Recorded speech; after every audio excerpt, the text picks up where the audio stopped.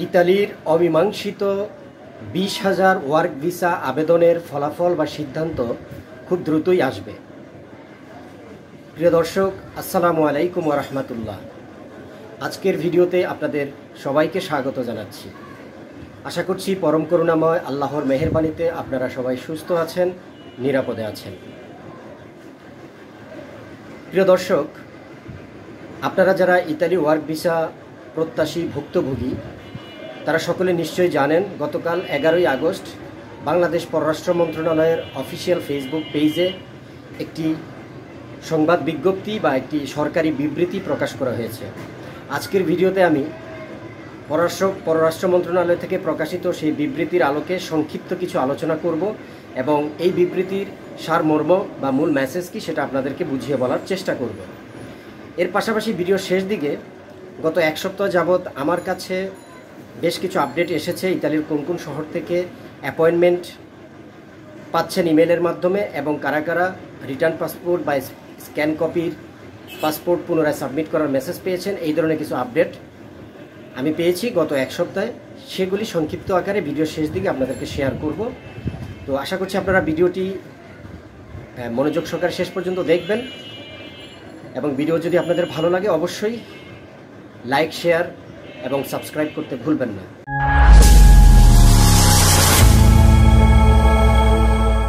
প্রিয় দর্শক, চলুন এবার আজকের ভিডিওর মূল আলোচ্য বিষয় শুরু করা যাক। গতকাল বাংলাদেশ পররাষ্ট্র মন্ত্রণালয়ের অফিসিয়াল ফেসবুক পেজে যে সংবাদ বিজ্ঞপ্তি বা বিবৃতি প্রকাশ করা হয়েছে সেটার বিষয়ে আমি যদি এক কথায় বলতে যাই তাহলে এটা হচ্ছে সেই পুরনো সান্ত্বনার বাণী, সেই পুরনো গান নতুন সুরে গাওয়া হচ্ছে। এখানে নতুন কিছু নেই, তবে কিছু গুরুত্বপূর্ণ ইনফরমেশন আছে যে ইনফরমেশন থেকে আমরা আসলে বুঝতে পারবো যে ইতালি ওয়ার্ক ভিসা প্রত্যাশী ভুক্তভোগীদের যাদের ফাইল এম্বাসিতে আটকে আছে তাদের কার্যক্রম আসলে কোন পর্যায়ে আছে, কতটুকু অগ্রগতি হয়েছে তার ডিটেলস আপনারা এখান থেকে বুঝবেন।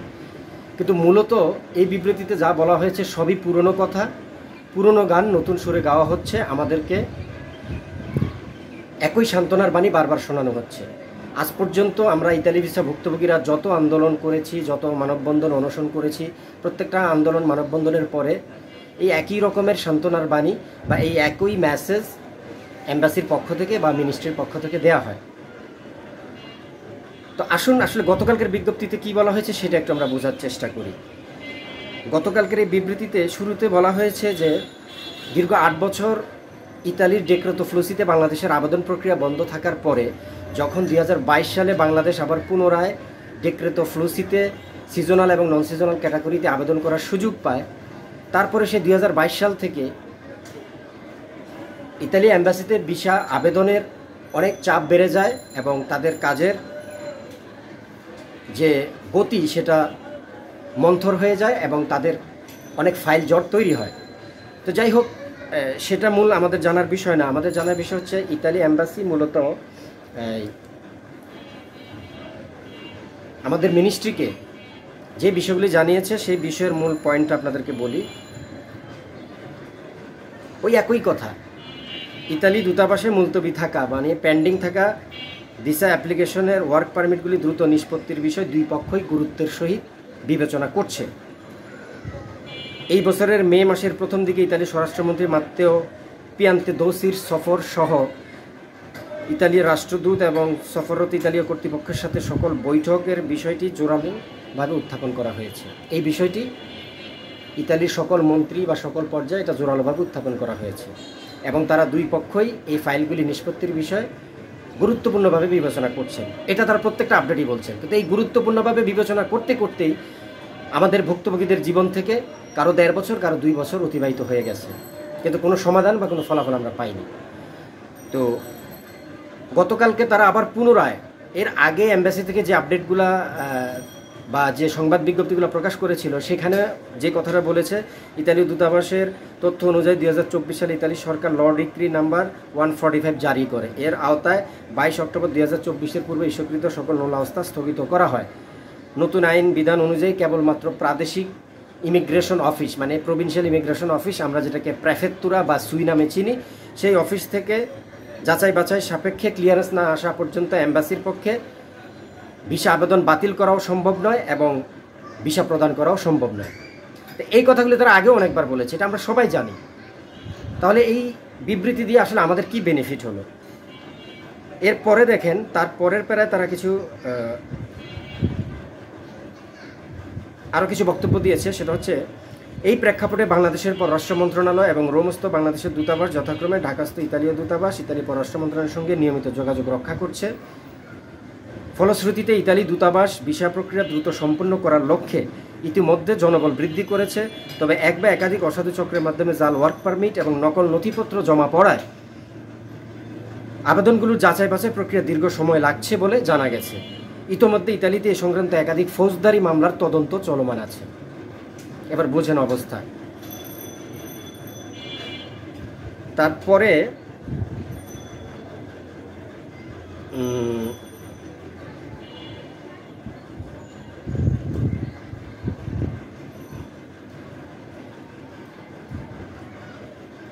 আচ্ছা, এরপরে তারা একটা গুরুত্বপূর্ণ ইনফরমেশন দিয়েছে। সেটা হচ্ছে,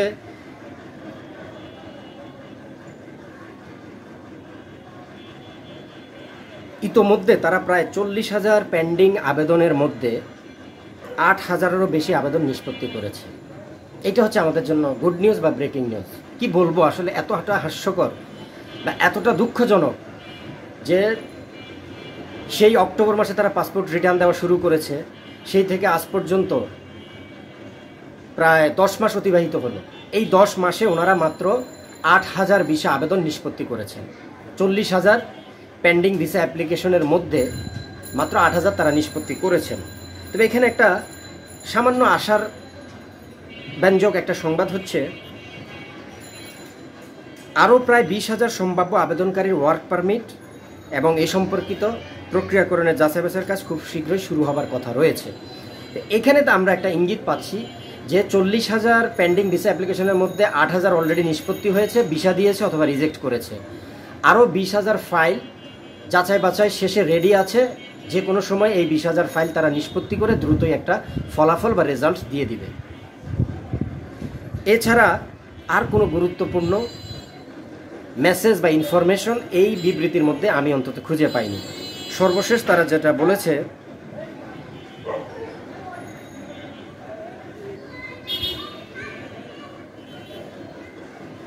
ইতালিতে কর্মী হিসেবে যেতে আগ্রহী অথবা ইতোমধ্যে নোল্লাবস্থাপ্রাপ্ত প্রার্থীদের উদ্দেশ্যে জানানো যাচ্ছে যে ভিসা প্রক্রিয়ার পরবর্তী ধাপ এবং ইতালি সরকারের চূড়ান্ত সিদ্ধান্তের জন্য অনুগ্রহপূর্বক ধৈর্য ধারণ করা অনিবার্য। এই প্রক্রিয়া একটি স্বতন্ত্র প্রশাসনিক পদ্ধতির মাধ্যমে পরিচালিত হচ্ছে, যার প্রতি আমাদের আস্থা রাখা প্রয়োজন। এবং তারা সর্বশেষ এই বিবৃতিতে বলেছে, যে কোনো ধরনের নেতিবাচক প্রচার বা কার্যক্রম, যে কোনো নেগেটিভ কার্যক্রম, যেমন ধরেন আন্দোলন, মানববন্ধন, মিথ্যা গুজব ছড়ানো, এই জাতীয় কার্যক্রম ইতালি সরকারের নেগেটিভ মনোভাব সৃষ্টি করতে পারে, যা বর্তমানে ভিসা প্রাপ্তির অপেক্ষায় যারা রয়েছেন এবং যারা ভিসার জন্য আবেদন করবেন, তাদের আবেদন এবং ভবিষ্যতে বাংলাদেশ থেকে কর্মী নিয়োগের সম্ভাবনার উপর একটা প্রতিকূল বা নেগেটিভ প্রভাব পড়তে পারে। তাই এই বিষয়ে বাংলাদেশের পররাষ্ট্র মন্ত্রণালয় সবার সর্বাত্মক সহযোগিতা কামনা করেছেন এবং সবাইকে ধৈর্য ধারণ করার আহ্বান করেছেন। এই হচ্ছে গতকাল পররাষ্ট্র মন্ত্রণালয়ের বিবৃতি। আসলে এই বিবৃতির অধিকাংশ ইনফরমেশন আমাদের সকলের জানা, কারণ এই একই কথা তারা পুনরায় বারবার বিভিন্ন প্রেস বিজ্ঞপ্তিতে বলেছেন। এখানে নতুন কিছু নেই, শুধু একটা ইনফরমেশন নতুন পেলাম, সেটাই আজকে আমি ভিডিও শুরুতে হাইলাইট করেছি, যে ইতালি ওয়ার্ক ভিসার অমীমাংসিত 40,000 ফাইলের মধ্যে তারা 8,000 নিষ্পত্তি করেছেন এবং আরও 20,000 ফাইল যাচাই বাছাই শেষে খুব শীঘ্রই তারা ফলাফল বা সিদ্ধান্ত জানিয়ে দিবেন। এটাই আজকের বিবৃতিতে আমি মূল সারমর্ম পেয়েছি। আর মূল কথা হচ্ছে, আমরা ইতিপূর্বে অনেক আন্দোলন, মানববন্ধন করেছি এবং ভবিষ্যতেও আরও কর্মসূচি ঘোষণা করা হয়েছে। বাট আমার ব্যক্তিগত মতামত হচ্ছে, এই বিগত দিনগুলার বিভিন্ন ঘটনা পর্যালোচনা করে আমার কাছে যেটা মনে হচ্ছে, আমরা অনশন করতে করতে যদি ইতালি ভিসা ভুক্তভোগীরা শহীদও হয়ে যায়, কিংবা আন্দোলন করে ইতালি অ্যাম্বাসি ভাঙচুর করি, কিংবা ইতালির প্রধানমন্ত্রীর বাংলাদেশ সফরে রাস্তায় অবরোধ করি, যত কিছুই করি না কেন, ইতালি সরকার তাদের আইনের পরিবর্তন করবে না এবং ইতালি অ্যাম্বাসিও এই বিষয়ে কোনো কিছু করার সুযোগ তাদের নেই, যেহেতু আইনগত বাধ্যবাধকতা আছে।